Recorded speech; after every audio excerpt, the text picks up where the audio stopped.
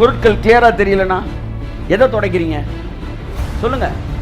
கண்ணை துடைக்கிறீங்க. கார்ல போகும்போது எய்தாப்புல இருக்கிற மரம்லாம் மங்களா தெரிஞ்சா வேகமா இறங்கி போய் மரத்தை துடைக்க கூடாது. எதை துடைக்கணும்? கண்ணாடியை துடைக்கணும்.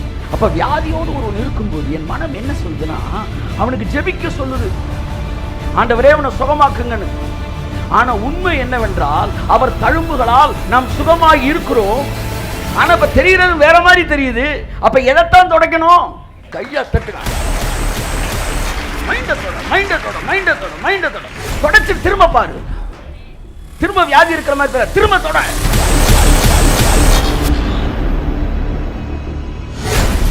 கண்ணை தொடச்சுக்கோ. டைட்டில் ஆஃப் த மெசேஜ் என்ன? கண்ணை தொடச்சுக்கோ, பொருளை துடைக்காத.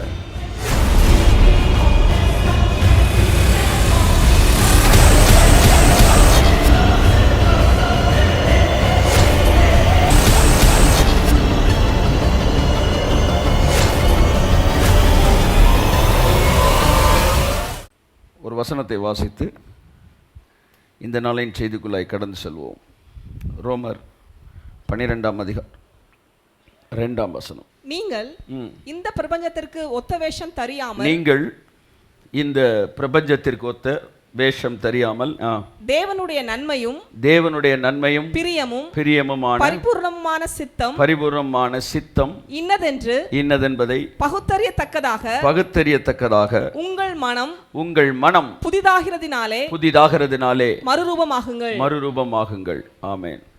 இந்த நாளில் நான் உங்களோடு கூட பேச இருக்கிற தலைப்பு மனதை புதிதாக்குங்கள். எல்லாரும் சொல்லுங்க, மனதை புதிதாக்குங்கள். திரும்ப சொல்லுங்க, மனதை புதிதாக்குங்கள். ஆமென், ஹல்லேலூயா.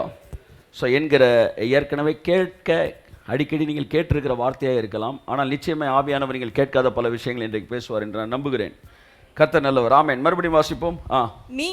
நீங்கள் இந்த பிரபஞ்சத்திற்கு ஒத்த வேஷம் தெரியாமல், இந்த உலகத்திற்கு ஒத்த வேஷம் தெரியாமல். என் அன்புக்குரியவர்களே, பைபிள் இங்கே ஒரு தெளிவாக உங்களுக்கு சொல்லுது. 2 வேறுபட்ட கூட்டத்தை இங்கே பைபிள் என்ன செய்யுது சொல்லுது. ஒன்று யாரு? நீங்கள். இன்னொன்று இந்த பிரபஞ்சம். எல்லாம் சொல்லுங்க, நீங்கள் இந்த பிரபஞ்சம். அப்போ ரெண்டுமே வேற வேற. அதை நீங்கள் நல்லா புரிஞ்சுக்கணும். இந்த பிரபஞ்சம் வேற, நான் வேற. அப்படி ஒரு கையை தட்டுங்க. ஆமென், ஆமென். நான் வேற, இந்த பிரபஞ்சம் வேற. அதான் பைபிள் சொல்லுது, நீங்கள் இந்த பிரபஞ்சத்திற்கு ஒத்த வேஷம் தெரியாமல். அப்படின்னா என்ன அர்த்தம்? நீ இந்த பிரபஞ்சத்திற்குரியவன் அல்ல. நீ வேறு, இந்த பிரபஞ்சம் வேறு.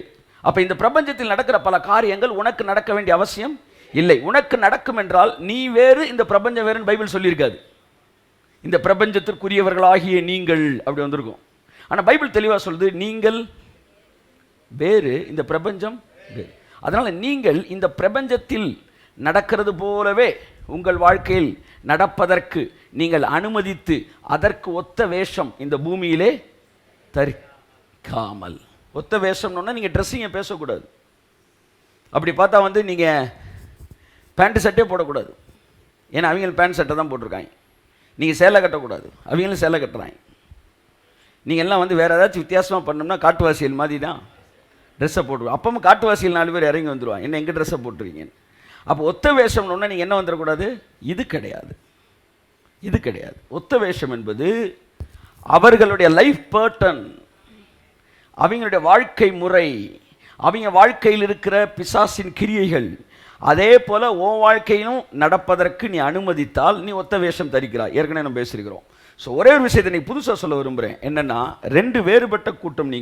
நீங்கள் வேறு, இந்த பிரபஞ்சம் வேறு. ஆகவே நீங்கள் என்று பைபிள் உங்களை தனியாக சொல்லுது. இதைத்தான் இயேசு சொன்னார், யோவான் 17:16. நீங்கள் இந்த உலகத்திற்கு ஒத்த வேஷம் தரிக்க வேண்டாம், ஏனென்றால் நீங்கள் வேறு, இந்த உலகம் வேறு என்று பவுல் இங்கே சொல்றாரு. இயேசு சொல்லுகிறார் யோவான் 17:16, நான் உலகத்தான் அல்லாதது போல, நான் இந்த உலகத்தான் அல்லாதது போல அவர்களும் உலகத்தார் அல்ல. கையை தட்டுங்க ஒரு தடவை அவருக்கு. ஆமென். உன்னை புரிஞ்சுக்காங்க. எல்லாருக்கும் நடக்கிறது எனக்கு நடக்க வேண்டிய அவசியம். ஏனென்றால் நான் இந்த உலகத்தானே அல்ல சார். இது வந்தா இது நடக்கும். உலகத்திற்குரியது. அதான் ஒருத்தர் போய் ஜோம் பண்ணுவேன் சொன்னேன், மெடிக்கல் ரிப்போர்ட் இப்படி சொல்லுது சொன்னார். எனக்கு ரொம்ப கஷ்டமாக இருந்துச்சு, ஏன்னா நானும் மெடிக்கல் ரிப்போர்ட்ஸ்லாம் கிராஸ் பண்ணி வந்திருக்கிறேன். தேவ கிருபையினால் எல்லாத்தையும் சக்ஸஸ் பண்ண உதவி செஞ்சுருக்கிறார். அப்போ நான் தம்பிகிட்ட சொன்னேன், தம்பி நம்ம சூப்பர் நேச்சுரல் எதிர்பார்க்குறோம், அதனால் மெடிக்கல் ரிப்போர்ட்டை பற்றி கவலைப்பட வேண்டிய அவசியம் இல்லை. ஏன்னா எனக்கு ஒன்றுமே புரியலண்ணே நீங்கள் சொல்கிறது. உனக்கு புரிகிற மாதிரி சொல்லணும்னா, நம்ம ஹெலிகாப்டரில் போயிட்டுருக்குறோம், அதனால் பைபாஸ் ரோட்டில் டிராஃபிக் ஜாமாக இருக்குன்ற பற்றி நீ யோசிக்க வேண்டிய அவசியம் கையை தட்ட வருகிறவருக்கு. ஆமென். ஃப்ளைட்டில் போகிறவனுக்கு பைபாஸ் ரோட்டு டிராஃபிக் ஜாமை பற்றி கவலைப்பட வேண்டிய அவசியம் இல்லை. இயற்கைக்கு அப்பாற்பட்ட தேவனோடு இணைந்து ஜெபிக்கிறவனுக்கு மெடிக்கல் ரிப்போர்ட் என்ன சொல்லுகிறது என்பதை குறித்து கவலை இல்லை. கையை தட்டுங்க சார் ஒரு தடவை, ஒரு அல்லேலூயா சொல்லுங்க சார். ஆமென். நாம் இந்த உலகத்தார் அல்ல. So don't connect yourself with this world, this secular world. உங்க மனசு இதை ஏத்துக்குது பாருங்க, அப்பதான் புதுசாகுது, அப்பதான் புதுசாகுது. அதுக்கு பேர் தான் renewing your mind. நான் உலகத்தான் அல்ல, அதுபோல சீசர்களை பார்த்து சொல்றாரு, அவர்களும் உலகத்தார் அல்ல. நீங்க சொல்லுங்க, சீசர்கள் உலகத்தார் அல்ல, அதுபோல நாங்கள் உலகத்தார் அல்ல. ஆமென். யோவான் 16:20 வாசிங்க. மெய்யாகவே மெய்யாகவே மெய்யாகவே மெய்யாகவே நான் உங்களுக்கு சொல்கிறேன், நான் உங்களுக்கு சொல்லுகிறேன். அப்படிலாம் சொன்னார்னா என்ன அர்த்தம்னா, அது ரொம்ப ஸ்ட்ராங்கான ஒரு ட்ரூத் பேசுறாருன்னு அர்த்தம். மெய்யாகவே மெய்யாகவே நான் உங்களுக்கு சொல்லுகிறேன் அப்படின்னாருன்னா லிசன் அப்படின்னு அர்த்தம். Your attention please. ஒரு முக்கியமான காரியம் சொல்றேன், நம்ப முடியாத ஒன்று சொல்ல போறேன்னு அர்த்தம். ஸ்திரீயே நான் சொல்லுகிறதை நம்பு அப்படின்னாருன்னா இப்ப நம்ப முடியாத ஒன்று சொல்ல போறேன்னு அர்த்தம். சத்தியமா சொல்றேன்டா அப்படின்னா என்ன அர்த்தம்? ஒரு நாள் நம்ப முடியாத ஒன்று பண்ண சொல்ல போறேன். மெய்யாக மெய்ய நான் உங்களுக்கு சொல்லுகிறேன், நீங்கள் அழுது புலம்புவீர்கள், நீங்கள் அழுவீர்கள் புலம்புவீர்கள். சிலுவைக்கு போறதுக்கு முன்னாடி சொல்றாரு, உலகமோ உலகமோ சந்தோஷப்படும். சந்தோஷப்படும். என் கேள்வி என்னன்னா, நம்ம என்ன செய்யறோமோ அதுக்கெல்லாம் எதிராக தான் இந்த உலகம் செஞ்சுக்கிட்டு இருக்கு. நீ அழுகிறப்ப இந்த உலகம் சிரிக்கும். அப்படின்னா என்ன அர்த்தம்? இந்த உலகம் எங்கெல்லாம் அழுதுகிட்டு இருக்கோ அங்கெல்லாம் நம்ம சிரிச்சுக்கிட்டு இருப்போம்னு அர்த்தம். ஆமென். இந்த உலகம் வியாதியை பார்த்து அழுகுதுன்னா நம்ம வியாதியை பார்த்து சிரிப்போம்னு அர்த்தம். இந்த உலகம் மரணத்தை பார்த்து அழுகுதா நம்ம மரணத்தை பார்த்து சிரிப்போம்னு அர்த்தம். இந்த உலகம் வறுமை பார்த்து பயந்தா நம்ம வறுமையை பார்த்து சிரிப்போம்னு அர்த்தம். எங்கெல்லாம் சீசர்கள் அழுதாரோ அங்க உலகம் சிரித்தது என்றால், இந்த உலகம் எங்கெல்லாம் அழுகிறதோ அங்கெல்லாம் நாம் சிரிக்கும்படிக்கு நம்ம தேவன் படைத்திருக்கிறார். That is what God's design. Opposite சொல்ற, நீங்கள் அழுது புலம்புவீர்கள், உலகமோ சந்தோஷப்படும். சோ அடுத்து சொல்றாரு, உங்கள் துக்கம் சந்தோஷமாய் மாறும். என் அன்புக்குரியவர்களே, யோவான் 16:33 வாசிப்போம். உலகத்தையும் நம்மளையும் பிரிச்சே தான் பேசுறாரு. இங்க பாருங்க, ஹலோ, விடிய விடிய இங்க உட்காந்து ஜெபத்தை கேட்டுட்டு, இங்க பாருங்க நல்லா இங்க எல்லாத்தையும் நம்ம கேட்டுட்டு திரும்ப ருக்குமணியையும் வேற கோபால்சாமி, ராமசாமி இவங்களுக்கு நடக்கிறதை நம்மளையும் கம்பேர் பண்ணவே கூடாது சார். கர்த்தர் நல்லவர். அப்படி எல்லாத்தையும் ஒரே மாதிரி யோசிச்சிருந்தா 90 வயசுல சாரால் ஒரு குழந்தை பெற்றிருக்க முடியாது. 90 வயசுல சாரால் குழந்தை பெற்றிருக்கா சார்? இதை எந்த மெடிக்கல் ரிப்போர்ட் அக்செப்ட் பண்ணும் சொல்லுங்க? 90 வயதிலே சாரால் குழந்தை பெற்றால், whose report will you believe? 2 report உங்களுக்கு முன்னாடி இருக்கு. இந்த உலகம், இன்னொன்று தேவன். ஒன்று அனலாயிரு, இல்லை குளிராயிரு. ரெண்டையும் நீ மிக்ஸ் பண்ணவே முடியாது. ஸோ யோவான் 16:33 இயேசு சொல்கிறார், வாசிங்க. என்னிடத்தில் உங்களுக்கு சமாதானம் உண்டாயிருக்கும் பொருட்டு இவைகளை உங்களுக்கு சொன்னேன். உலகத்தில் உங்களுக்கு உபத்திரவம் உண்டு. ஆமென் சொல்லுங்க. உபத்திரவம்னா என்னென்ன சொல்லுங்க? வியாதி, அடுத்து வறுமை, இயற்கை அழிவு, மரணம், இது எல்லாமே என்னது?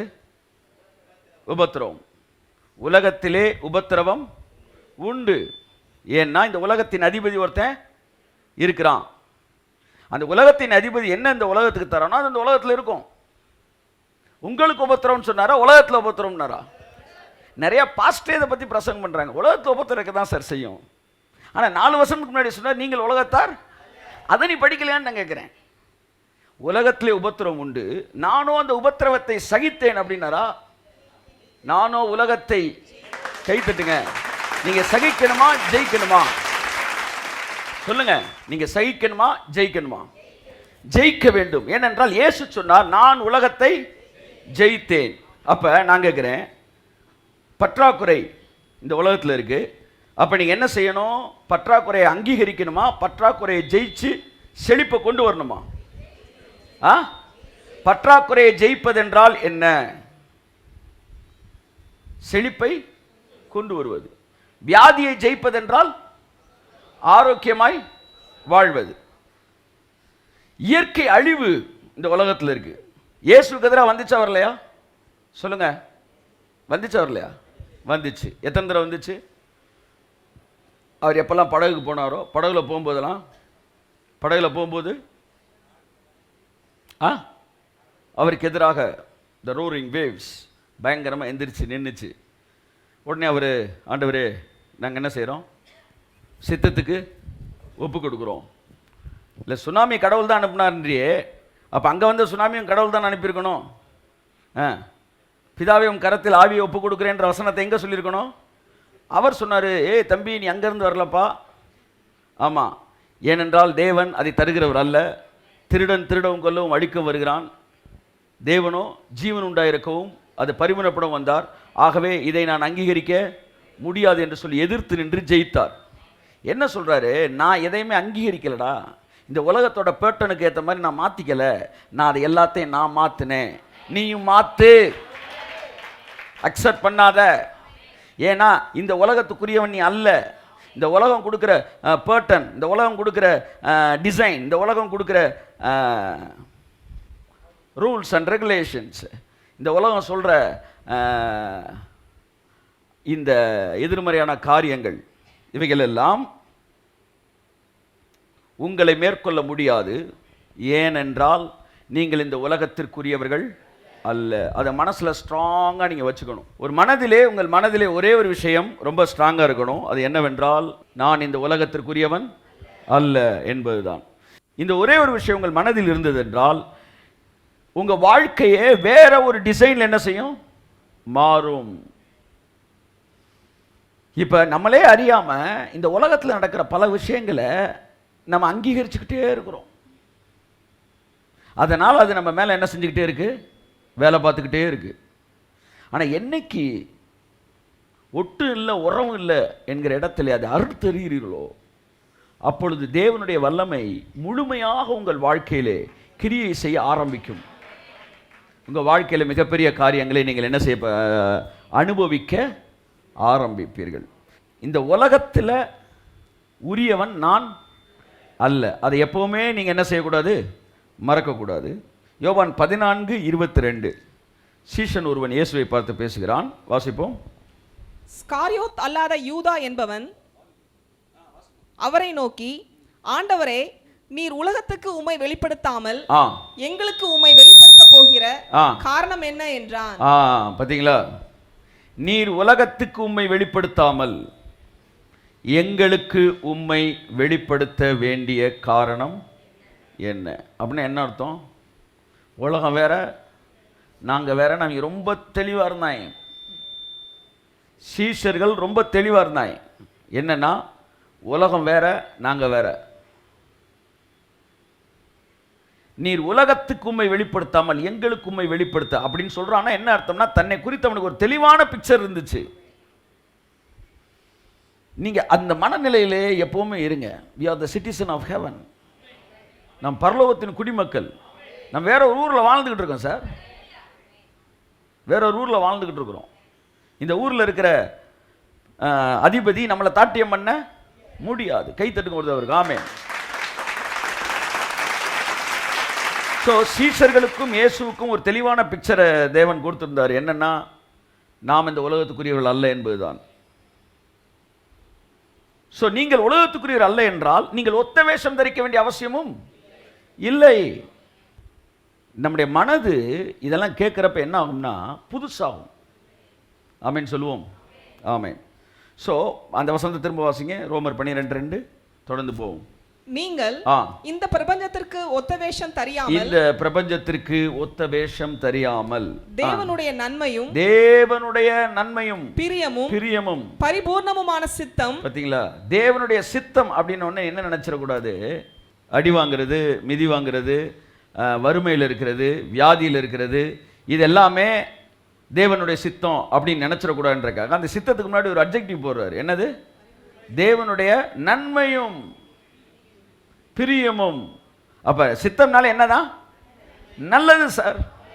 தேவனுடைய சித்தம்னாலே உங்க வாழ்க்கையில நன்மையானது அப்படின்னா தான் தேவனுடைய சித்தமே. தீமையானது எதுவுமே தேவனுடைய சித்தமே கிடையாது. ஏதாச்சும் தீமையை கொண்டு வந்து முன்னாடி வச்சுட்டு தேவன் கொடுத்தாரு அப்படின்னா நீ ஏத்துக்கவே கூடாது. ஏனென்றால் நன்மையும் நன்மையான சித்தம், நன்மையும் பிரியம் பரிபூர்ணம்னா மூணுக்குமே இந்த சித்தம் கனெக்ட் ஆகுதுன்னு அர்த்தம். ஒரு ஒரு வார்த்தைக்கு 3 அட்ஜெக்டிவ் கொடுத்துருக்குறான்னு அர்த்தம். நன்மையான சித்தம், பிரியமான சித்தம், அடுத்து பரிபூர்ணமான சித்தம். அந்த நன்மையான அந்த சித்தத்தை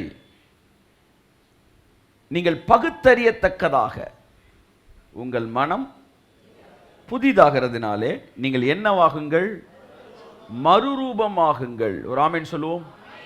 தேவன் நம்மை என்னவாகணும்னு விரும்புகிறார்? சொல்லுங்க. மறுரூபம் ஆக வேண்டும் என்று சொல்லி தேவன் என்ன செய்கிறார்? விரும்புகிறார். மறுரூபம் என்றால் என்ன அதை பேசிட்டு மனம் புதிதாகுதல் என்றால் என்ன அப்படின்னு நான் வரேன். சரியா? மறுரூபம் ஆவது தேவனுடைய சித்தம். ஆமென் சொல்லுங்க. தேவன் உங்களை குறித்து என்ன திட்டம் வச்சிருக்கிறாரு? மறுரூபமாக வேண்டும் என்று. அதனால தான் பைபிள் சொல்லுது மறுரூபமாகுங்கள். மறுரூபம் என்றால் என்ன? மரித்த பிறகு உங்கள் சரீரத்தில் உங்கள் வாழ்க்கையில் நடக்கப் போகிற மாற்றங்களை உயிரோடு இருக்கும் போதே நீங்கள் சாகாமலே உங்கள் வாழ்க்கையில் உங்கள் சரீரத்தில் நீங்கள் பெற்றுக்கொண்டால் அதற்கு பெயர்தான் மறுரூபம். ஆமென். மறுபடியும் சொல்கிறேன். மரித்த பிறகு உங்கள் சரீரத்தில் ஏற்பட போகிற மாற்றங்களை, உங்கள் வாழ்க்கையில் ஏற்பட போகிற மாற்றங்களை உயிரோடு இருக்கும் போதே நீங்கள் பெற்றுக்கொண்டால் நீங்கள் மறுரூபமாகிவிட்டீர்கள் என்று அர்த்தம். கரங்களை தட்டி கர்த்தருக்கு நன்றி சொல்லுவோம். ஆமென். ஸோ இந்த மறுரூபம் என்றால் என்ன அப்படின்னு புரிஞ்சுக்கிட்டீங்கன்னா இந்த பூமியிலே மறுரூபமான ஒரு வாழ்க்கையை நாம் வாழ வேண்டும். அதுதான் ரொம்ப முக்கியம். சும்மா அல்லேலியா சொல்லிட்டு அந்நிய பாஷை பேசிட்டு எல்லாம் பண்ணிட்டு திரும்ப வழக்கம் போல ஒரு வாழ்க்கை வாழுவதற்கு தேவன் நம்மை அழைக்கவில்லை. மறுரூபமாக்கப்பட்ட வாழ்க்கை. ஆமென், ஆமென். ஸோ மறுரூபம்னா என்ன சொல்லுங்க ஒரு தடவை. குறுகிய விடையளி சொல்லுங்க. சொல்லுங்க. மறுரூபம் என்றால் என்ன? மரித்த பிறகு உங்கள் சரீரத்திலே, அடுத்து உங்கள் வாழ்க்கையிலே நடக்க போகிற மாற்றங்களை நீங்கள் மரிப்பதற்கு முன்பாகவே சாகாமலே உங்கள் சரீரத்தில் உங்கள் வாழ்க்கையில் அதை பெற்றுக்கொள்வீர்கள் என்றால் அதற்கு பெயர் தான் நீங்கள் மறுரூபமாகிவிட்டீர்கள் என்று அர்த்தம். செத்த பிறகு பெந்தேகோஸ்தே சொன்னதை கர்த்தர் சொல்றாரு. சாகருக்கு முன்னாடி செத்த பிறகு எதுவோ அது சாகருக்கு முன்னாடி. ஆமென். செத்த பிறகு எதுவோ அது சாவதற்கு முன்பாகவே. ஆமென். எல்லாம் பரலோகத்தை பற்றி தான் கவலைப்படுறாங்க. ஆனால் தேவனும் பூமியை பற்றி கவலைப்படுகிறார். ஸோ முதலாவது மறுரூபம்னா என்னன்னு தெரிஞ்சுக்கிட்டா இந்த பூமியில் நான் மறுரூபமாக்கப்பட்ட வாழ்க்கை வாழ்வது எப்படி என்பதை நான் புரிந்து கொள்ள முடியும். 1 கொரிந்தியர் 15:51 வாசிப்போம். மறுரூபத்தை பற்றி பவுல் இங்கே எழுதுகிறார். வாசிப்போம். இதோ ஒரு ரகசியத்தை உங்களுக்கு அறிவிக்கிறேன். ஆமென் சொல்லுங்க. சார் எல்லாருமே இதை பேச மாட்டேன்றாங்களே. ஏன் சார்? எல்லாருமே பேசினா அதுக்கு பேர் ரகசியமே கிடையாது சார். சார் நீங்கள் இப்போ நம்ம சொல்கிற பேச ஆரம்பிச்சிருக்கிறாங்க. ஆனால் பவுல் காலத்தில் ரொம்ப ரகசியமாக இருந்துச்சு. ரகசியம்னா என்ன சொல்லுங்க? எல்லாருக்கும் தெரிஞ்ச ரகசியம். எல்லாரும் வேற போக்கில் போயிட்டு இருக்கும்போது நம்ம மட்டும் புதுசாக ஒன்று பேசிக்கிற ரகசியம். பவுல் தன்னுடைய வாழ்க்கையில் ஒன்று புதுசாக பேசினார். அப்போ அதுக்கு பேர் என்ன? ரகசியம். நான் உங்களுக்கு ஒரு ரகசியத்தை சொல்லுகிறேன். நாம் எல்லாரும் நித்திரை அடைவதில்லை. நித்திரை அடைவது அப்படின்னா இன்னையிலேருந்து எவனுக்குமே நைட்டு தூக்கம் வராது, அப்படி அர்த்தம் சொல்லுங்க. நீ அப்படி அர்த்தம்னா அப்படி எடுத்துக்கோ. நித்திரை அடைவதில்லைன்னா என்ன? நம்ம எல்லாரும் சாக போகிறது கிடையாதுறான்னா. ஆமென். இது ரெண்டு அர்த்தம் இருக்கு. எல்லாரும் சாக மாட்டோம் அப்படி ஒரு அர்த்தம் இருக்கு, எல்லாரும் சாக மாட்டோம் அப்படி ஒரு அர்த்தம் இருக்கு. புரிஞ்சவங்க மட்டும் அல்லையா சொல்லு, உண்மைக்கே புரிஞ்சவங்க. சரி, முன்னாடி வந்து விளக்கம் சொல்லுங்க வாங்க. எல்லாரும் சாக மாட்டோம் அப்படின்னா நம்ம யாருமே சாக மாட்டோம்னு அர்த்தம் இருக்கு. எல்லாரும் சாக மாட்டோம் அப்படின்னா சாகலாம், ஆனால் எல்லாரும் சாக மாட்டோம், நீ விசுவாசிகளெல்லாம் சாகாமல் இருக்கலாம் அப்படி அர்த்தம் இருக்கு. நான் சொல்கிறேன், நம்ம எல்லாரும் சாக மாட்டோம், நீ எப்படி வேணாலும் எடுத்துக்கலாம். எல்லாரும் சாக மாட்டோம்னா என்ன அர்த்தம்? எல்லாரும் சாக வேண்டிய அவசியம் இல்லை. நீங்கள் வாழ நினைச்சா நாம் எல்லோரும் நித்திரை அடைவது இல்லை. சீக்கிரம் வாசிப்போம். ஆகிலும் கடைசி எக்காலம் தொனிக்கும் போது, கடைசி எக்காலம் தொனிக்கும் போது ஒரு நிமிஷத்திலே ஒரு இமை பொழுதிலே நாம் எல்லாரும் மறுரூபமாக்கப்படுவோம். செத்த பிறகு வரதா, சாகருக்கு முன்னாடி நடந்துச்சா? நித்திரை அடைவதில்லை, மறுரூபமாக்கப்படுவோம். அவ்வளவுதான் மேட்ரு. எல்லாம் சொல்லுங்க, நித்திரை அடைவதில்லை, மறுரூபமாக்கப்படுவோம். ஆமா, சாக மாட்டோம், மறுரூபமாயிரும். கைத்தட்டுக்கு வருதவருக்கு. இந்த எக்காலம்னா என்ன அப்படின்ற பற்றி நம்ம ஏற்கனவே கொஞ்சம் பேசியிருக்கிறோம். எக்காலம்னா நீங்கள் போய் இஸ்ரேல் தேசத்தில் போய் ஒரு பெரிய இதை வாங்கிட்டு வர, அதுவும் எக்காலம் தான். ஆனால் பைபிள் சொல்கிற எக்காலம் என்னென்னு, எவ்ரி ரெவலேஷன் இஸ் அ சீல்ன்றாங்க. ஒரு சீலை உடைச்சா ஒரு புது ரெவலேஷனை உடைக்கிறாருன்னு அர்த்தமா. நீங்கள் சீலை உடைக்கிறாருன்னொன்னே பரலோகத்துலேருந்து எவனாச்சும் ஒரு தூதன் வந்து டப்புன்னு சோடாப்பட்ட சட் அப்போ நான் உடைச்சு கையில் தரான்னு நினைக்காங்க. Breaking the seal means releasing new revelation. So ஒரு இமை பொழுதிலே மறுரூபமாக்கப்படும். ஒரு ரெவலேஷன் உங்களை மறுரூபமாக்கணும்.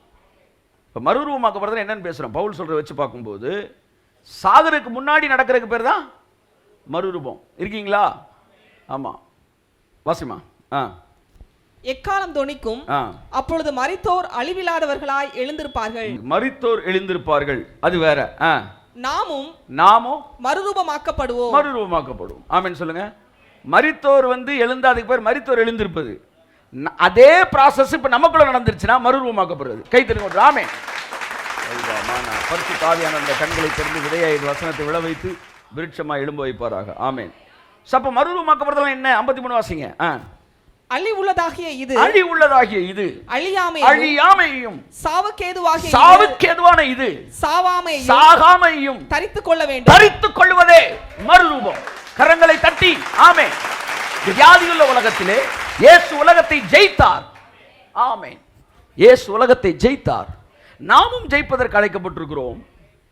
அவர் ஜெயத்தை கொண்டாடுவதன் மூலமாக, என் அன்புக்குரியவர்களே, அழிவுக்கேதுவான உங்கள் சரீரம் அழியாமை தரித்துக் கொள்ள வேண்டும். சாவுக்கேதுவான இந்த சரீரம் சாகாமையும் தரித்துக் கொள்வது, அதற்கு பெயர் தான் மறுரூபம். இந்த மறுரூபம் எப்படி வருது? உங்கள் மனம் புதிதாகிறதினாலே இந்த மறுரூபத்தை பெற்றுக்கொள்ளுங்கள் என்று வேதம் சொல்லுகிறது. ஆமென். கரங்களை தட்டி ஆமென், ஆமென், ஆமென், ஆமென். Price God. வாசிங்க. அழிவுள்ளதாகிய இது அழியாமையும் சாவுக்கேதுவான இது சாகாமையும் தரித்துக் கொள்ளும் போது மரணம் ஜெயமாக விழுங்கப்பட்டது என்று ஆமென் எழுதியிருக்கிற வார்த்தை நிறைவேறும். கை தட்டுங்க ஒரு தடவை. Price God. ஓகே, இன்னும் நீ வாசிமா. மார்க் 9ஆம் அதிகாரம் 2ஆம் வசனம். 6 நாளைக்கு பின்பு மறுரூபம் என்றால் என்ன என்பதை நம்ம பவுல் சொன்னதை பார்த்தோம். இப்ப இயேசு கிறிஸ்து 6 நாளைக்கு பின்பாக என்ன செய்தார்? இயேசு பேதுருவையும் யாக்கோபையும் யோவானையும் அழைத்து உயர்ந்த மலையின் மேல் அவர்களை தனியே கூட்டிக் கொண்டு போய் அவர்களுக்கு முன்பாக மறுரூபமானார். இங்க இயேசு மறுரூபம் என்ன நடந்துச்சு? 4வது வசனம் வாசிங்க. அப்பொழுது மோசேயும் எலியாவும் இயேசுவுடனே பேசுகிறவர்களாக அவர்களுக்கு காணப்பட்டார்கள். மறுரூபம் என்றால் என்ன? To be connected with the invisible world, கண்ணுக்கு தெரியாத உலகத்தோடு இணைக்கப்படுவது, அதுவே மறுரூபமாய் இருக்கிறது.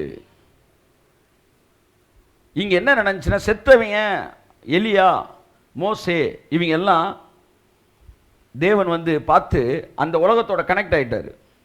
நீங்க மறுரூபமாக்கப்பட்டுட்டீங்கன்னா பரலோகம் என்பது உங்களுக்கு தூரமானதா இருக்காது. பரலோகம் என்பது நீங்கள் இணைக்கப்பட்ட ஒரு வாழ்க்கையாக இருக்கும்.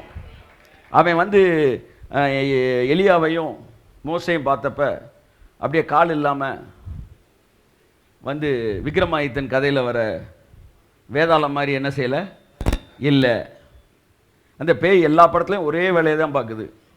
அந்த ஜன்னல் கதவை தட தட தடன்னு அடிக்குது, புளு சட்டை சொன்ன மாதிரி. அந்த கதவை கொஞ்சம் அப்படி அப்படி தட்டுது, இங்கிட்டு நின்று திரும்பிக்கிட்டு போய் இங்கிட்டு அப்படின்னு கிராஸ் ஆகுது. இதே தான் 20 வருஷமாக எல்லா படத்துலையும் பேய் செஞ்சுக்கிட்டு இருக்கு. பேய் படத்துக்கு போல அந்த நாளை தான் இருக்கு. இதில் இருட்டான ஒரு பாதை இருக்கு, அதில் ஹீரோயின் அந்த இருட்டை தேடியே தான் ஓடுவா. ஸோ இப்படி ஒரு தமிழ் படத்தில் காட்டுற பேய் மாதிரி அவங்க கால் இல்லாமல் அல்ல, ஒரு கூடாரத்தை போடுவோம் என்று சொல்லக்கூடிய அளவிற்கு அவர்கள் ரியலாக இருந்தார்கள். அங்கே ஒரு ரியாலிட்டி அவன் பார்க்குறான், அந்த உடம்பை அவன் பார்க்குறான், தொட்டு பார்க்கக்கூடிய அளவிற்கு. இயேசு மறுரூபமாக்கப்பட்ட பிறகு அவர் சரீரத்தை தொட முடிந்தது. என் அன்புக்குரியவர்களே, இது எல்லாம் இந்த பாடியிலேருந்து நீங்கள் அனுபவிக்கிறது. ஆமாம், வாழ்க்கை ஃபுல்லாக இந்த பால் கடன் தயிர் கடன்லேயே என்ன செஞ்சிடக்கூடாது, ஓட்டிடக்கூடாது. கர்த்தருடைய ஆவியானவர் நம்முடைய மனதை புதிதாக்குவாராக.